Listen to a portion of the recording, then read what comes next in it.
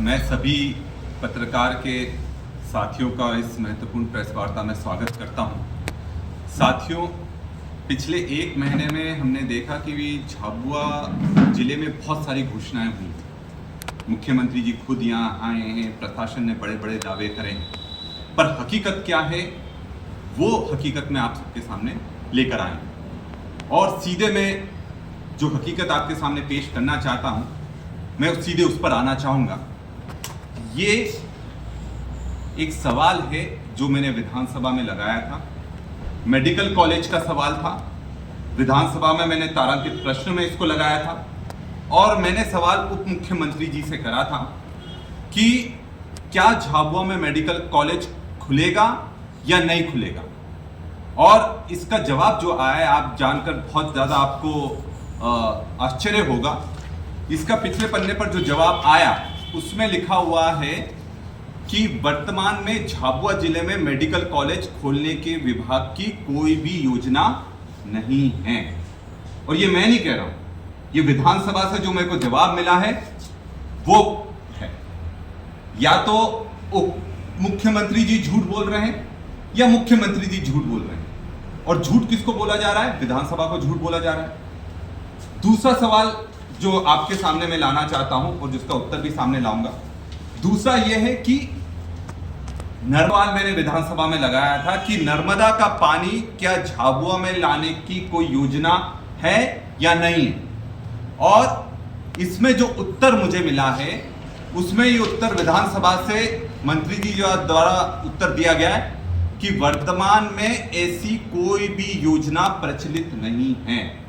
तो ये दूसरा झूठ जिसका पर्दाफाश मैंने आप सबके सामने करा है और ये मैं नहीं कहता हूं, विधानसभा का जवाब है। तीसरी चीज जो बहुत ही चौंकाने वाली है, क्योंकि हमारा जो झाबुआ जिला है और पूरा मध्य प्रदेश पलायन आदिवासियों में सबसे बड़ी समस्या बनकर उठता है और पलायन के कारण हमारे लोग बाहर जाने पर मजबूर हैं और वहां उनका शोषण होता है, उनकी किसी तरह से सुनवाई नहीं होती है। पत्रकार, हमारे बहुत वरिष्ठ पत्रकार साथी हैं, उन्होंने भी लगातार इस मुद्दे को उठाया है कि पलायन के लिए इस सरकार को कुछ ना कुछ करना चाहिए। तो ये सवाल मैंने सरकार से करा था कि पलायन को लेकर सरकार की क्या रणनीति है। उसमें सरकार ने एक बहुत रोचक नंबर हमको जारी करा था। सरकार ने एक हेल्पलाइन नंबर जारी करा था, जो हेल्पलाइन नंबर है 0755 299 2570 और ये उन्होंने जवाब विधानसभा में दिया है।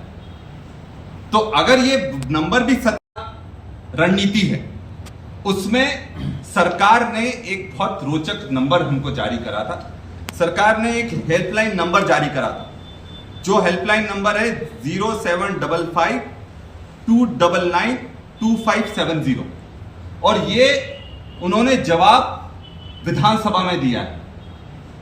तो अगर ये नंबर भी सत्य है कि नहीं है वो भी मैं देखना चाहूंगा, क्योंकि आप लोग सब यहां बैठे हुए हैं। एक बार लाइव डेमो कर लेते हैं हम लोग कि ये नंबर में असलियत में ये नंबर है भी कि नहीं है और इस नंबर का क्या है, औचित्य क्या है।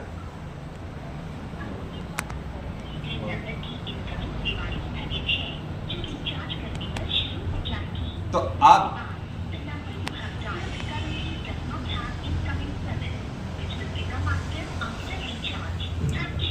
तो ये आपने सुना कि हकीकत ये जो हेल्पलाइन नंबर आप भी डायल करिएगा, क्योंकि ये नंबर सबके पास जाना चाहिए।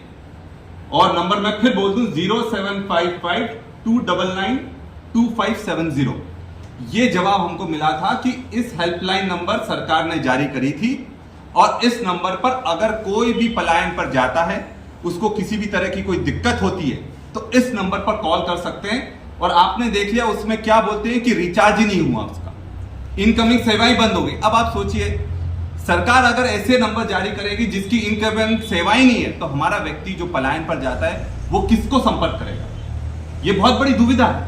और ये भी मैं दस्तावेज आप सबको सामने दे रहा हूं और इसको चुनौती दे रहा हूं, अगर उस नंबर को वो बोल सके कि ये नंबर गलत है, क्योंकि ये तो विधानसभा से हमको जवाब मिला है, ये नंबर जो मिले हैं विधानसभा से मिले हैं। तो ये भी आपके सामने मैं हकीकत रखना चाह रहा था। इसके अलावा जो अभी पानी की बहुत समस्या आ रही है हमारे जिले में, और सबूत बहुत ज़्यादा कलेक्टर के भी आदेश जारी हुए जिसमें कहा गया है कि पानी की बहुत किल्लत हो गई है, तो अब हैंडपंप खनन नहीं होगा। और अगर उसमें जो भी होगी उसकी प्रक्रिया इतनी जटिल कर दी है कि कोई भी हैंडपंप नहीं खुदा सकता।